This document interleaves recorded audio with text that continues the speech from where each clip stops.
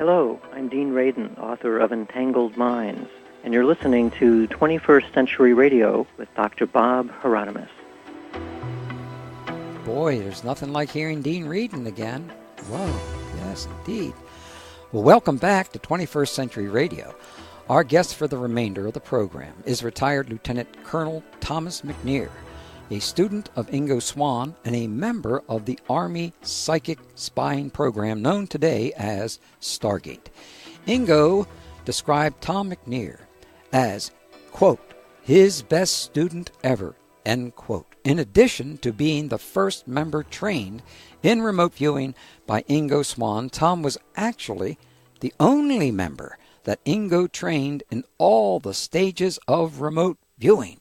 He is joining us tonight to tell us what is in this newly discovered book, Psychic Literacy and the Coming Psychic Renaissance, written by his mentor for over 30 years ago. Welcome to 21st Century Radio, Tom McNear. Thank you, Dr. Bob. How's your pitching arm tonight, Tom? How's my pitching arm? Yeah, is it doing well? Well, I heard the title of your thesis, and I was wondering, did you develop an acronym to go along with that? No, I didn't. I didn't. That was a long one. Well, trying to translate America's symbols when our government didn't even know what they meant is kind of sad. And I had to go through that experience. I couldn't believe it. That's the reason why I decided to pick it out, because there was a side to it on the reverse of the Great Seal, the pyramid, the eye, and the triangle, that was a very spiritual side. Now, that's been totally misunderstood by individuals today that are into conspiracy theory, that are just trying to say this is satanic, this is the devil, this is hell, etc. And I believe they're wrong, Thomas. But Tom, before we get started on the book, let's start with more about who you are. Please tell us a little bit about yourself and how you came to know Ingo Swann. Sure. I grew up in Virginia. My dad was a NASA researcher. I was an Army intelligence officer in uniform for 22 years, and after retiring from active duty, I spent almost 22 more as an Army civilian intelligence officer. Thank you. I finally retired January of this year after almost 44 years. My congratulations and thank you for serving. Well, thank you. It's absolutely important. How did important. I get started in all of this? Well, when we were in the Officers Intelligence course at Fort Huachuca in 1981, I know that's quite a few years back now, we were given what was described as a general psychological test to ascertain the psychological profile of the average intelligence officer. Well, that's what we were told. Actually, the test sought to identify personality types the Army believed would make a good psychic. I maxed the test, and a friend of mine, Rob Coward, also did very well. So they brought us in and briefed us on the program and asked us if we would be willing to join the Army's psychic spying program that your listeners know as Stargate. We both accepted the challenge, and we moved to Fort Meade, Maryland. Ingo Swann and Dr. Hal Puthoff, and I know most of your listeners have heard of Hal, that's for sure, at Stanford Research Institute in California, developed a program to train intelligence personnel in something known as remote viewing. Remote viewing is the ability to perceive information about a location inaccessible to our normal five senses due to distance or shielding or time. I'm sure you and your listening audience knows about remote viewing. My friend and training partner, Rob Cowart, and I met Ingo Swann in 1981 at SRI to begin our training. We met twice for 2-week periods, but then Rob became ill and was medically retired from the Army. So after that point, it was just Ingo and me. I was the first member, as you said, of the program that he trained, and the only person he trained in all of the different stages. So for more than a 3-year period, I spent much of my time with Ingo, initially in California, but then we eventually went to the SRI offices in New York City, which was closer to Ingo's home, and that made him happy. It's funny, Rob and I were initially a bit nervous about meeting the great psychic, Mr. Ingo Swann. Years later, Ingo told me that he was terrified of meeting us at that first meeting. He said he didn't know what to expect from career Army officers. We had a good laugh about that.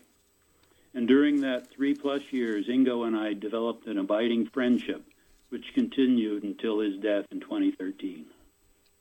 Well, so you were one of the original members of the Army's psychic spying program known today as Stargate. You left Stargate in '85 after almost 4 years with the program. What did you do next? Well, as you said, I left the program in 1985. At that point, the program is in transition. It was going to become part of the Defense Intelligence Agency. And I felt that was a good time for me to move on with my Army career. After leaving the program, I spent 12 years in uniform. We spent 6 years in Europe. For 3 of those, I was responsible for a counter-espionage team that neutralized 8 individuals who were spying against the U.S. And for another 3, I was assigned to NATO, Allied Forces Central Europe, where I deployed to the former Yugoslavia as part of the peacekeeping force there. I really enjoyed military life. My career took me to 49 states and 19 European countries, so it kept me busy. We moved 18 times in 22 years. 18 times. That's probably not a world record, though, right? Probably not. That's quite a tradition that goes on with that. Did you enjoy reading this book, knowing Ingo the way you did? Oh, very much. But before we go too far, I'd like to say this book is so deep and so insightful. It will be difficult to address it in less than 2 years. There's just 2 hours. There's just so much contained in it. You got that? I encourage listeners to pick up the book and read it themselves. One other thing, Ingo used a very technical term in this book. The term is psychic stuff. Psychic stuff. That's pretty Ingo technical. said he wanted readers to better understand psychic stuff. So let's start talking about some of that. Yeah, how about that? In the introduction to this book, Colin Wilson, the author of more than 100 books on the occult, wrote of the difficulty of fitting a mass of bewildering facts into a unified picture. Even the simplest subjects proved to be far more complicated than he assumed. And this is what Ingo has attempted in psychic literacy.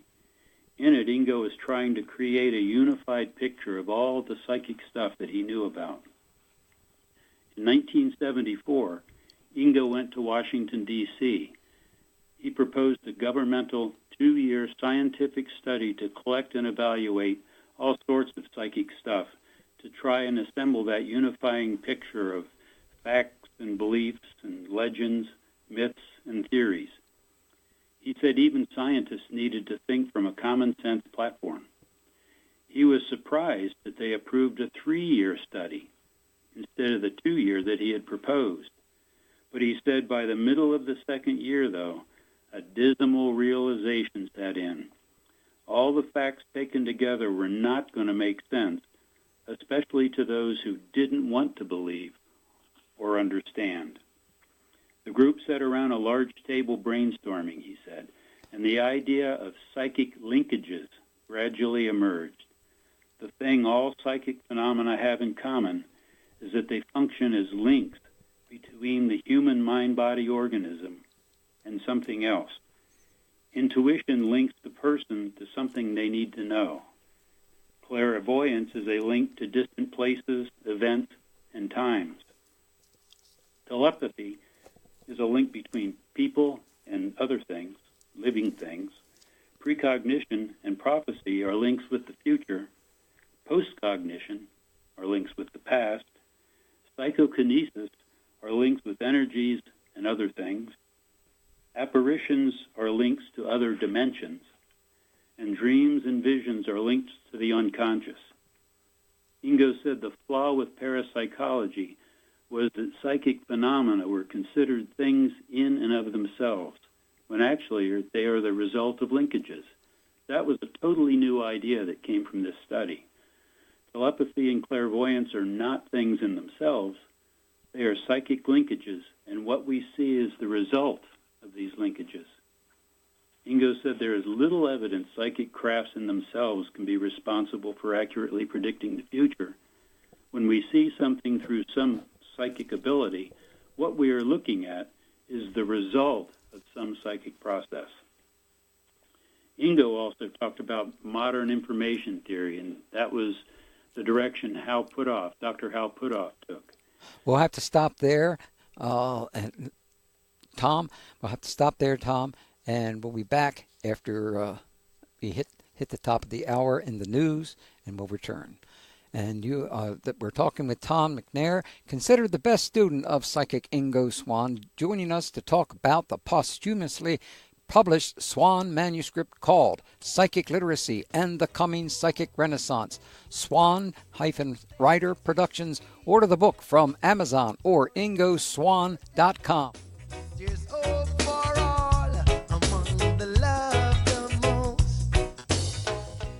Stay connected and stay informed on the #1 news talk station, Talk Radio 680, WCBM, Baltimore, and WCBM.com. 21st Century Radio is sponsored by Hieronimus and Company. Now more of 21st Century Radio with your host, Dr. Bob Hieronimus. Who is that man there, painting symbols on the hopes of the world? Who is that man there, talk to the neighbors, meditating on the wisdom of love? It's God, Sheriff, and he is a God share. This is a reminder, friends. Yes, indeed. We are one people on one planet. We're going to get there sooner or later. It may take us a couple more centuries. But since when we pass on, we come back again and again until we learn how to use or work with the golden rule, then we'll make it and we're all going to be happy ever after. Who knows? It may be a couple more millenniums, but we're going to do it. Well, welcome back to 21st Century Radio. I'm what's left of Dr. Bob Hieronimus, your host, and our executive producer and research assistant, Laura Kortner. She's big boss around here. Our engineer tonight is Anita Brockentine, and she knows how fast to run this train tonight. We are continuing this hour with our special first ever interview on a brand new book discovered in the archives of the late, great Ingo Swann, who passed on in 2013. Last hour, we heard from Ellie Flippen, Ingo's niece and representative for his estate, and Blin Oliveri, the head archivist at the West George College Library of Special Collections, the home of Ingo Swann's paper. This hour, we continue with Ingo's. I am so proud to say this because I've always wanted to talk to this guy some more. We continue with Ingo Swann's best student in the remote viewing program, retired Lieutenant Colonel Thomas McNear, a veteran of the military psychic spy training program called Stargate. Welcome back, Tom. Thank you, Dr. Bob. Before the break, we finished up with psychic linkages. No, I think there's an important point coming here, and that is Ingo also talked about modern information theory in this book. And that's the theory that all information is available to all of us all the time. Some call it the Akashic Record or Jung's collective unconscious. I'm sure you've heard of those, Dr. Bob. Yes, sir. But Ingo says if we put psychic linkages together with this modern information theory, a new day of human psychic endeavor has begun. This is the psychic renaissance that Ingo is seeking with this book. And he says the precursor for this, the necessary precursor for this, is psychic literacy, and that's why he entitled the book that way. I'm hoping when we finish tonight that I will have whetted the listeners' appetites and shared some of what Ingo knew. Ingo talked about a lot in psychic literacy, and he supports his views with compelling examples and scientifically supported evidence, and that's the strength of this book. I strongly encourage interested listeners to pick it up and read it. You asked if I enjoyed reading it. What I enjoyed most about reading Psychic Literacy was Ingo's narrative writing style in this book. Ingo has written more than 14 books, but in this book, more than any other, he's written it as he speaks. I felt like I was sitting on his couch and conversing with him. Anyone who's spent any time with Ingo will immediately recognize his voice in this book. Well, that's for sure. So the book is broken into two parts. Part 1 is entitled Background Information. Part 2 is entitled Psychic Literacy. The background information was provided for the many doubters out there, which I'm so glad he did this, or what Ingo might have called the psychic illiterates. Tell us, I used to be a psychic illiterate. I did. I grew up a little bit, though. Tell us about a few of the many excellent historic examples he provided as background that are most remarkable. He went into many. I'll go into some of the keys. But Dr. Bob, I know there aren't any doubters in your listening audience. Oh, sure there are. That's why we're on the air. Ingo went into great detail on many legendary and historically well-documented seers. Ingo saw the first section of this book as his opportunity to convince the doubters. He sought to do this by providing facts, well-researched and well-documented facts that most doubters had never seen. He went into many, but let me just hit the high points of a few. Yes, sir. He began with Nostradamus. Now, we've all heard of Nostradamus. He was born in 1503, but we only have a vague idea of what he said. Nostradamus foresaw the French Revolution in extreme detail over 200 years before it occurred. Mm-hmm. He called it the advent of the common people. He stated, the white bourbon will be driven out, made prisoner, led to the guillotine on a dung cart, his feet tied together, and killed. Well, that's pretty detailed. 227 years later, Louis XVI, who was known as the White Bourbon because he was from the House of Bourbon, more than 8 generations after Nostradamus made the prediction, Louis was, in fact, tied to a 2-wheeled dung cart, led to the guillotine, and killed. Pretty detailed. Ingo points out many other remarkable details of Nostradamus, but just too many for tonight. Next, he talked about Count Louis Harman, who at the age of 11 wrote a book on palm reading. He was a clairvoyant, a palmist, and an astrologer. He accurately predicted the beginning of and the reasons for World War II and the eventual establishment of the State of Israel. Interestingly, Harman predicted that British King Edward would abdicate the throne of England, allowing his younger brother to become king. Less than a year after becoming king, Edward did abdicate the throne, so he could marry his American girlfriend, Wallis Simpson. Now, the interesting thing here, Harman predicted this 11 years before it occurred, and 6 years before Edward even met his girlfriend, Wallis Simpson. Wow. Next is Evangeline Adams. She was an astrologer, and this is interesting. She was hauled into court as a fortune teller. Rather than allowing her lawyer to have the case thrown out, she wanted it brought to trial so she could prove once and for all the efficacy of astrology. The judge ruled in her favor and said that, quote, she had raised the astrology to the dignity of an exact science. That was back in 1914. And then there's Jean Dixon, born in 1904. Now, I know most of your listeners have heard of Jean Dixon. Her public image was somewhat tainted by articles about her in the tabloids, but she had many remarkable predictions. She correctly predicted the death of Carol Lombard and Dag Hammarskjöld in plane crashes. How could she have known that?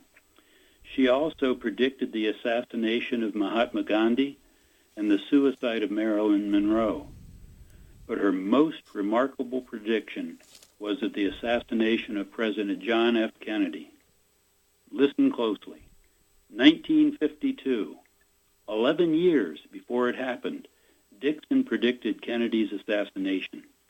Kennedy didn't get elected for another 9 years, and her prediction was so well documented, It was published in Parade magazine 7 years before it happened. Mm-hmm. And as the date drew near, Dixon reached out through her circle of friends to try and warn the president, but to no avail.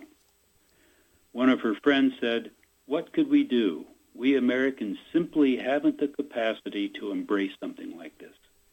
She said, "I knew the Kennedys would consider it some kind of mumbo-jumbo, and the president would have laughed at the mere suggestion." Well, who's laughing now? Yeah. This is the very psychic illiteracy that Ingo addresses in this book. Dixon's prediction of Kennedy's assassination was made 11 years prior to it happening, and it was published in publications, and many people tried to raise the threat. A classic case of psychic illiteracy. These are just some of the key historical examples Ingo used to substantiate psychic functioning over the last 500 years. He went into a great deal more detail that was amazing and fun to read. But you get the point. Indeed. Psychic stuff has been with us for hundreds of years, for thousands of years. You want to touch on Abraham Lincoln? Abraham Lincoln. Let me skip down to Abraham Lincoln. Okay. Excuse me? I just said okay because talk about hitting things right on the head. It was very obvious that Lincoln knew what was going to happen. And of course... well, actually there were 3 assassinations that Ingo addresses in this book. The first was Julius Caesar. Julius Caesar's wife had dreamt that he was going to be assassinated when he went into the Senate the next day. And supposedly his soothsayers also said to him that you shouldn't go. But he didn't listen to any of them. He was not observant, and he was murdered, and the rest is history. A few days before Abraham Lincoln was assassinated, he had a dream. He was walking around in the White House in his dream, and everywhere he went, people were mourning and sobbing, he said. In the East Room, he saw a corpse clothed in funeral vestments. In his dream, he asked the soldier, "Who lies dead in the White House?" The soldier replied, "The president. He was assassinated." The afternoon before he was shot, Lincoln's cabinet entered the council room to find him with his head buried in his hands, and Lincoln said to them, "Gentlemen, before long you will have some important news." Lincoln was assassinated 5 hours later. And then finally, I talked about Gene Dixon's prediction. Now, if you read in Parade magazine that you were going to be killed in 7 years, don't you think that would get your attention? Well, sir. Wouldn't you want to do something about it? Yes, sir. But as they said, that they didn't think anyone would believe that psychic mumbo-jumbo stuff. Again, classic psychic illiteracy. Ingo says if we pay attention to the psychic alerts that we get, and then if we seek additional information from some of the other psychic arts and crafts, we can perhaps change these events. And he did it himself, though, too, didn't he? Didn't he change events that Yes, he did. Let me talk about some of those. Yeah. Ingo discusses several of his personal events. When Ingo was 6, he and his parents lived in a small house next to his grandmother's much larger house. His room was off the kitchen. And one night, just as he was going to sleep, and he emphasized he wasn't yet asleep, he saw a wall of flame erupt in the kitchen and burst through the door into his room, searing the wallpaper off the boards and incinerating the skin from his body. He ran screaming into his parents' bedroom. There was, of course, no fire. His father checked the kitchen and the rest of the house and tried to convince Ingo to return to bed, but Ingo screamed and yelled and wouldn't stay in the house. He added that he could be quite a feisty little brat. Yeah. To quiet him down, Ingo and his parents spent the night at his grandmother's house. That night, about midnight, their little house burst into flames, and before the fire department could get there, a mere 3 blocks away, the kitchen bedrooms, and the dining room were all gone. His uncle witnessed the explosion, and he said the house just suddenly burst into flames like a bomb had gone off. Ingo said the uncle got a little toasted trying to save them because he didn't know that they were sleeping next door. Ingo said they never figured out what caused the fire, but he makes 2 points from this event. First, if his parents had been able to intellectually convince him to go back to bed, they may have all perished in the fire. Indeed. And secondly, interestingly, Ingo believes they changed the future that included them getting incinerated.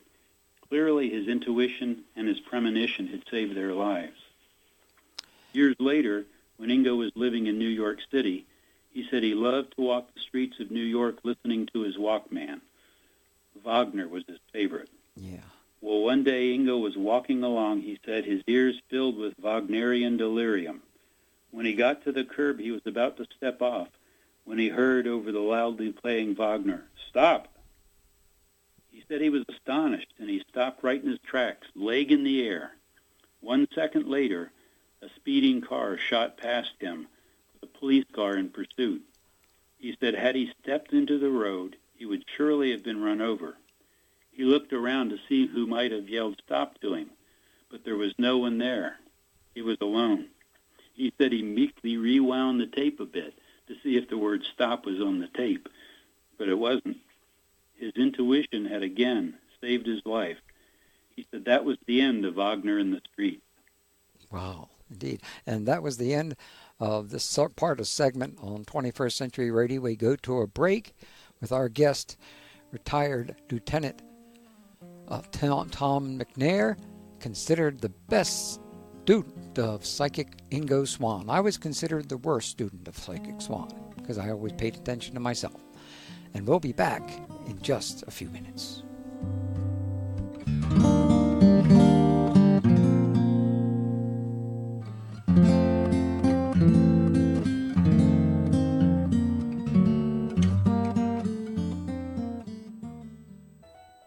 Hello, this is Dr. William Roll. I'm a parapsychologist and the author of a book, Unleashed, of Poltergeist and Murder, the curious story of Tina Resch. And I'm very appreciative, Dr. Bob, for telling people about parapsychological occurrences. There's Brother Bill. There's Brother Bill. Tom, did you recognize his voice? No? Tom? No, I never met him. Oh, I'm sorry. I didn't mean to be so rude. I thought you had. But maybe I will. Oh, I'm sure you will. Jeez, oh whiz. You know, I mean, so you've been telling us many excellent historical examples, and that also had provided as background that were most remarkable because, as you know from what I've read in the book, Ingo was very, very much upset about how astrology had been ignored, etc., for such a long time, and I'm so glad that he was able to express it that way. I mean, truly angry about this, because it hurts the consciousness of not only those who are living today, but those in the future if it continues that way.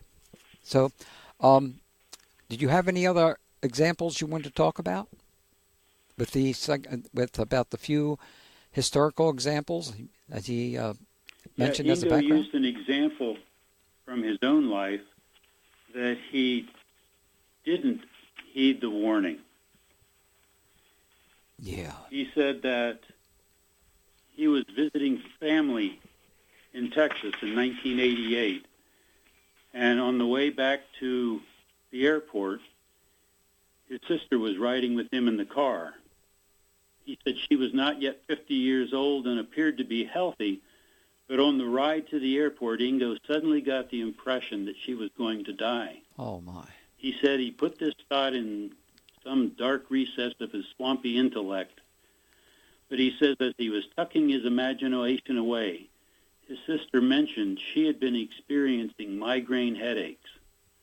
Now, quoting from the book, "Now you'd think that with all I am saying I know about psychic stuff, I might have put 2 and 2 together on the spot, and instead of catching my plane, might have diverted us all to the nearest hospital to get her a checkup, end quote.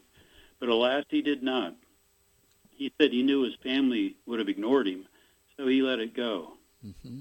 4 months later, completely unexpectedly, his sister died instantly of a massive brain aneurysm. Oh, yeah. He said, we need to pay attention to these warnings that we receive from our psychic alerting system. He said maybe a health exam could have identified her aneurysm and perhaps saved her life. Well, wonderfully about this book, at the end of each chapter, Ingo includes what he calls practical exercises. And this is a how-to-be-psychic self-help book in a way, but should the reader of psychic literacy expect to be a psychic or at least more psychic after reading the book? No, that wasn't the intent of this book. Let me find my note here. I didn't write the book, so I try and read from it as much as possible, and I'm trying to get myself organized here so that I can say what Ingo said about it. Yeah, well, I appreciate your taking the time to do that. It's very important because he wanted us all to be as accurate as possible. That's the way he was. Yeah, he said that the purpose of this book was not to make the reader a psychic. The goal of this book was, and the practical exercises at the end of each chapter, is to make the reader psychically literate. And that's the key. And better able to recognize and understand the psychic ocean in which we live. Like fish in the ocean fail to recognize the water around them, those who are psychically illiterate fail to acknowledge the psychic ocean in which we live our lives. Only by achieving psychic literacy will we be open to what Ingo calls this psychic alerting system. This is the alerting system which lets us know that something is coming. And then we can learn to use the psychic arts and crafts that he addresses in this book. Psychic literacy, he said, will enable us to benefit and will allow mankind to benefit from the valuable, life-changing psychic information that's all around us. Indeed, it is all around us. Understanding the ocean of psychic information will help us to understand and use our own psychic potentials.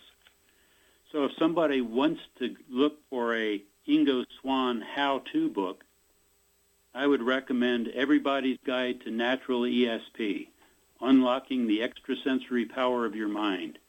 It's also available at ingoswann.com and on the Amazon site. Yeah, that's an excellent book. But start with psychic literacy to gain that background that Ingo says is so necessary to improve our own psychic skills.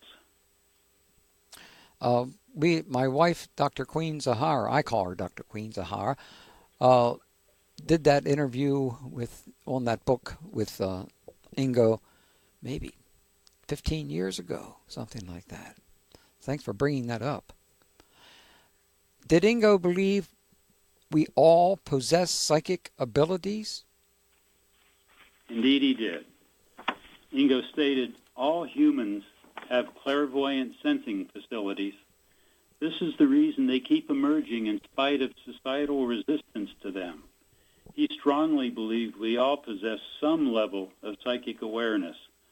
Our abilities are suppressed, though, by our psychic illiteracy. This is one of the primary reasons he wrote the book. He talked about the 3 different types of psychic experiences. We have the spontaneous psychic experience, which is totally unexpected. It comes out of nowhere. Then there's the inadvertent one, which is similar to the spontaneous, except it's accompanied by something like hypnosis or anesthesia or a near-death experience. And then the third are the deliberate events using the psychic arts and crafts that he talks about in this book. We've all had spontaneous psychic experiences, walking down the road or driving home from work. 1987 poll of Americans said that 67% have all said that they have experienced some form of psychic event. Sometimes we just know things that we couldn't possibly know if it wasn't for a psychic connection. And how many times have you heard about or read about someone having a life-changing experience on the operating table under anesthesia or through a near-death experience? Oh, yeah. As far as the psychic arts and crafts, we can all make use of these skills to improve our connection with the invisible world. Some people are just more proficient than others. We talk about a violin. We can all play a violin, right? Right. Well, initially, nobody wants to hear us. With practice, we get better. Right. But there are very few true virtuosos. Ingo was one of those virtuoso psychics. It's like that with psychic stuff. We can all do it. In fact, there's a well-recognized effect known as the first-time effect. Often inexperienced people knock it out of the park their first time or two, but then their abilities seem to level off until they gain necessary experience to really access the invisible realm. But yes, Ingo knew we're all capable, and he spent much of his life trying to help us all achieve our own psychic potentials. Well, thank heavens he did. Tom, what are your views on Ingo's psychic arts and crafts? Well, I believe that we all have these abilities, like Ingo. I believe we all have the ability to sense beyond time and space, but in our humanness, we attempt to explain to others and to ourselves the source of this information. If I say, I had a vision of the future, people are going to have their doubts. But if I say, I saw the future in a crystal ball, that same person may have fewer doubts, because after all, I didn't have the vision, the crystal ball did. And there are many tools or vehicles we use for this: tarot cards, tea leaves, Ouija boards, spirit guides, crystal balls, palm reading, dreams. Many people find it difficult to believe that they can access this information on their own. It's easier to believe this information is coming from someplace else. Ingo humorously stated that psychic phenomena, by any other names, are still psychic phenomena. While remote viewing, most of us remote view with our eyes open, much as the crystal ball gazer looks into the crystal ball with his eyes open, or the tarot card reader reads the tarot with their eyes open. I believe we're all seeing the same picture. Now, this isn't new. In 1930, Rabindranath Tagore told Albert Einstein, this is interesting, the table I perceive is perceptible by the same kind of consciousness I possess. This means if we can see the table, we have eyes. If we can hear the table, we have ears. But if the table we perceive is in some distant galaxy, 1,000,000 light years away, and we can still perceive it, then something in our consciousness allows us to do that. Carl Jung said that something in us sees around corners and knows beyond times and space. I know you know Nancy Duterte. Oh, in yes. her book entitled Psychic Intuition, she cited that humans actually have 21 or 37 senses instead of the 5 that we generally recognize. For instance, the ability to sense magnetic fields or to see light waves beyond what is normally accepted, to see infrared waves and X-rays. After all, our physical eyes see less than 1% of the electromagnetic spectrum. We also have the ability to hear frequencies beyond what's normally accepted, to 20 hertz to 20 kilohertz, because our physical ears hear less than 1% of the acoustic spectrum. And in discussions with Nancy, she says that someday we're going to know that there may be hundreds of senses that we have. And here's a good example. We can all see rainbows because of the conical receptors in our eyes. Animals don't have those, so animals can't see rainbows. The rainbow is there for the animals just as it's there for us. They just can't see it. So what don't our 5 physical senses know that perhaps our psychic senses can know?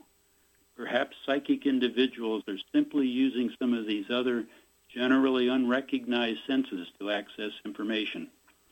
Why limit ourselves to just the 5? That's like describing a computer to somebody by telling them how it smells, or describing fire to someone by describing the way it tastes. Psychic arts and crafts that Ingo talks about in this book allow us to know so much more than limiting ourselves to just the 5. Indeed. And people often ask me, well, where do these abilities come from? I believe these are all our God-given perceptions. The Bible says all things created in heaven and on earth, both seen and unseen, are created by God. God created all of us. If one of us can do this, all of us can do it. Now, we noted the assassinations that he talks about, but also, do you think these assassinations could have been prevented if mankind had been more psychically literate at that time? Well, as I said, 67% of Americans say that they have had some sort of psychic experience. But because of psychic illiteracy, they don't know what to make of it. So like Ingo did with his sister when he got the perception that she might die, they just sort of tuck it away and ignore it. If we were all more psychically literate, we would be paying more attention to this. And I think in your humanistic view, I think you would realize that if we all had better access to this sorts of information, we could probably all get along much better. That's true. Obviously, yes, it's true. It's another dimension of our being that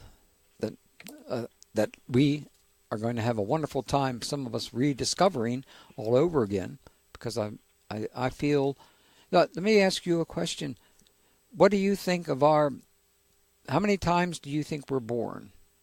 Just once? I'm sorry, that question broke up. Oh, I was just asking, how many times do you think humans are born? Just once? I believe we're born just once. The Bible says we all have one life and one death. Okay. And I'm a Christian, so I strongly believe in that. So people say, well, what do you believe about reincarnation? Mm-hmm. You know, how can a 3-year-old boy know something that a 67-year-old man did when he was alive?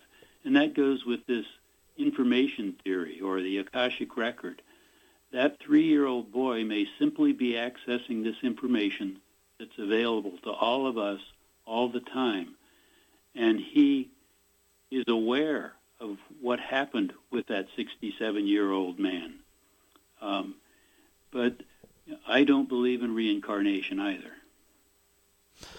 Well, not all of us do, that's for sure, but I do. But we're going to take a break right now here on 21st Century Radio with our guest, retired Lieutenant Tom McNear. Order the book from Amazon.com. What is the book? Psychic Literacy and the Coming of Psychic Renaissance, Swann-Ryder Productions. You can order the book from Amazon or IngoSwann.com, where you can also learn about the Ingo Swann Fellowship. See Ingo's artwork in Baltimore at the American Visionary Art Museum, www.avam.org.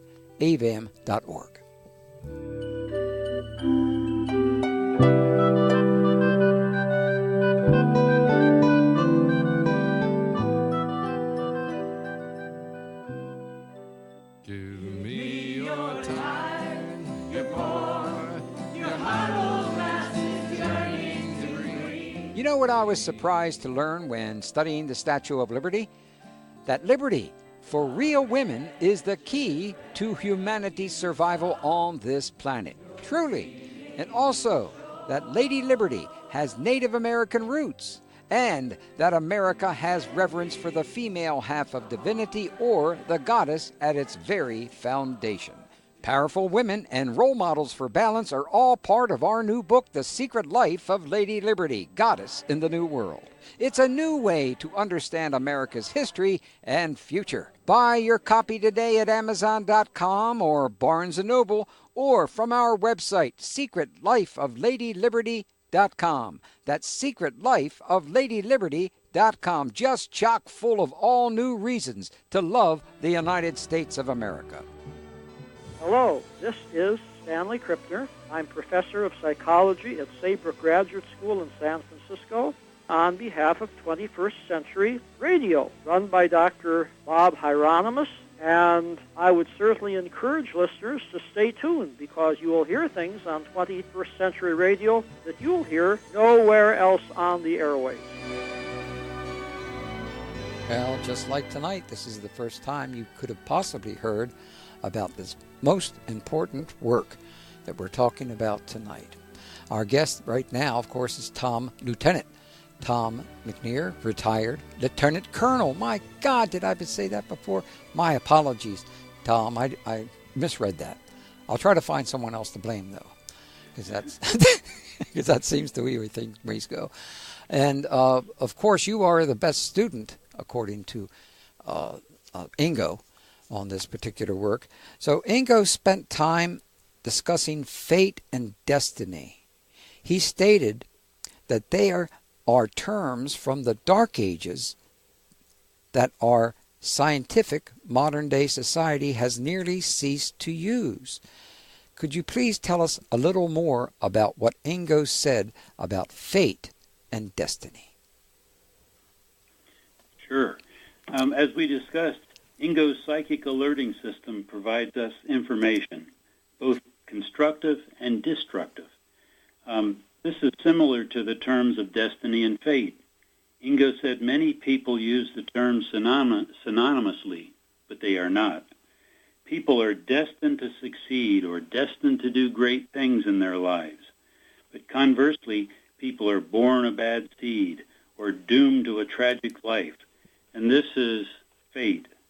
Ingo also goes into a great detail about the many, many psychic alerts that people received before the fateful sailing of the Titanic. It was amazing. You'll have to read the book.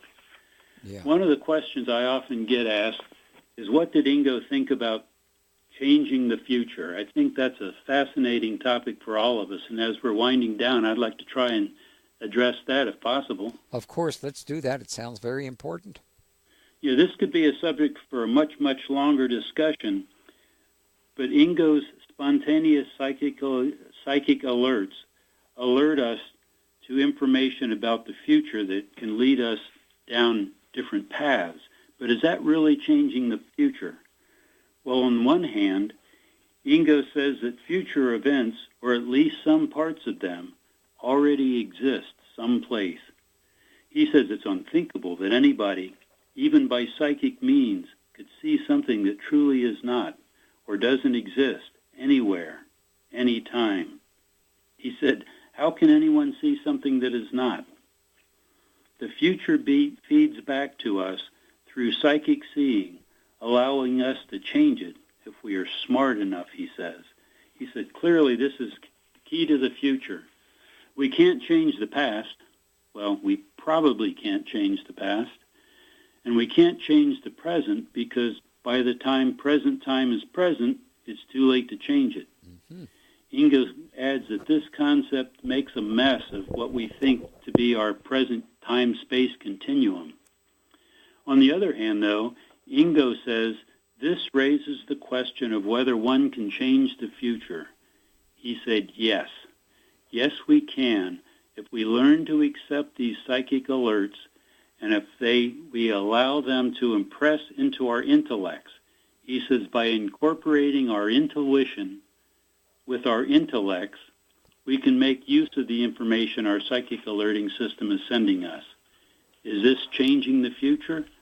Well, I'll let you and your listeners decide. But if we foresee ourselves dying in a car accident on a Monday, and we don't drive on Monday, did we just change the future, or were we wrong? Here's an interesting personal example.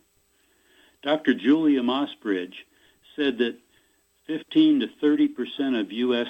people have claimed to experience precognitive dreams. Well, on 25 January 1986, I had a precognitive dream. I dreamed that the Space Shuttle Challenger was going to explode shortly after takeoff. 3 days later, on the 28th, it happened. What if I had called NASA and told them to postpone the flight because of my dream? Well, they would have ignored me. Yeah. What if 1,000 people had phoned them? Well, they may have postponed the flight, but if you'll remember why the shuttle blew up, it was because the O-ring in the solid rocket booster was frozen. Oh. So imagine 1,000 people phoned in. They canceled the flight. They inspect everything. By that time, the O-ring would no longer be frozen. They would reschedule a launch, and everything would have been just fine. So did we change the future, or were we just wrong? I can tell you what NASA would have concluded. And one other brief example from the Stargate program.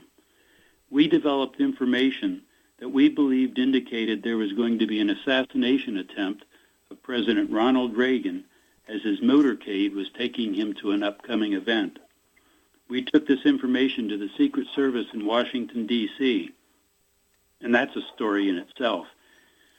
We spent a better part of 2 days convincing them that the program was for real and that we weren't from Mars.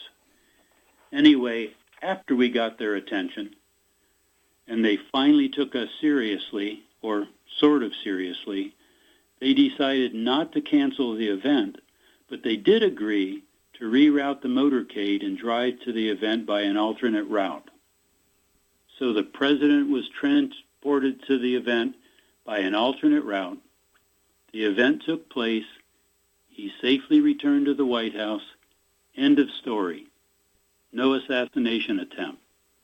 So did we prevent that assassination attempt, or were we just wrong? Again, you can guess what the Secret Service probably thought. Yeah, what do you think they would say? What do I think? Yeah. Well, if you go with what Ingo says, and that is, we can't see something that is not. We, remote viewers, saw an event that where the president was going to be attacked in his motorcade. I believe we saw something that could have been in a different future. But because they took him by a different route, it didn't happen. Well, I've got so many questions in front of me, and we've just got about 5 or 6 minutes left. So I'd rather let you talk about what you want to talk about. That's more important than anything else we have been written down here. Well, let's talk about psychic literacy. Okay. And is Ingo happy with where we are as mankind today? In many areas, Ingo was always ahead of his time. Ingo wrote Psychic Literacy in 1989, but I believe he was still ahead of where we are today. Mm-hmm. He understood the need for a new psychic synthesis, he called it, because he said that once we reach this new psychic synthesis, psychic functioning will finally show itself in the parapsychology labs, and people will finally believe it and will finally be able to make use of this psychic alerting system. Etzel Cardinha, psychology professor at Lund University, analyzed 10 classes of experiments exploring psychic effects, and he wrote, "The evidence for psi is comparable to that for established phenomena in psychology and other disciplines." And Dr. Jessica Utz from UC Irvine said the data in support of precognition and possibly other related phenomena are quite strong statistically and would be widely accepted if they pertain to something more mundane. In other words, anything except for psychic stuff. But Ingo writes, and I quote here, "Yet a pompous, psychically illiterate, intellectual few can propose that the whole is nonsense and not an inconsiderable amount of anti-psychic stereotyped fanatics actually believe them, end quote. Mm-hmm. He added that, yes, he is angry. He called it anti-psychic nonsense. So I believe Ingo is disappointed at how little progress mankind has made. He stated this clearly in this book, that until we truly understand the history of psychic stuff, we will not achieve psychic literacy. And without psychic literacy, mankind will continue to be ignorant of the psychic alerting system and the psychic arts and crafts that can change our lives and the future of mankind itself. So no, I don't think we're there yet. I think Ingo's a little disappointed in it. But tonight I'm hoping I've piqued the interest of your listeners. I encourage them to pick up the book and read it for themselves. It's truly amazing. The book contains so much more than we've only touched on tonight. And as you said, it's available at theingoswann.com or Amazon. I also encourage the listeners to go to the ingoswann.com website to learn more about the amazing Mr. Swann. Tonight we have talked almost exclusively about Ingo Swann, the psychic and the writer, but he was so much more. Many people know him best for his visionary artwork. To see some of his artwork, go to that ingoswann.com website, but to see some of his best works in person, go to the amazing American Visionary Art Museum in Baltimore, Maryland. Dr. Bob, I know you're very familiar with that. And while there, they should check out the rest of that surprising museum. They'll be glad that they did. They sure will. But boy, hang out at the stairway, because that's aren't they amazing? The paintings there just elevate your consciousness. That's how I look at his work and what he has done. And what he has done for our planet is he has succeeded in getting this information out.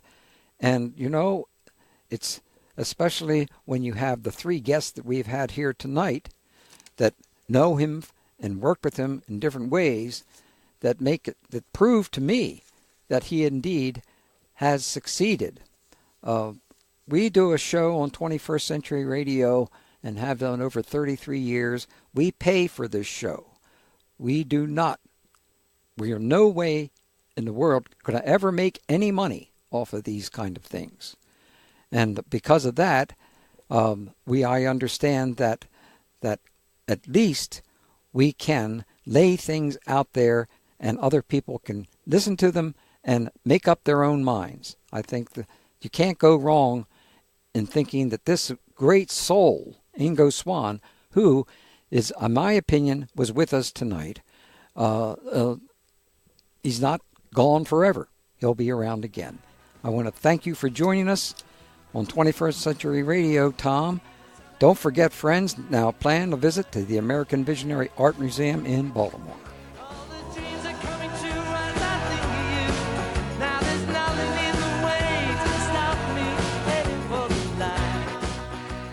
Stay connected and stay informed on the #1 news talk station, Talk Radio 680, WCBM, Baltimore, and WCBM.com.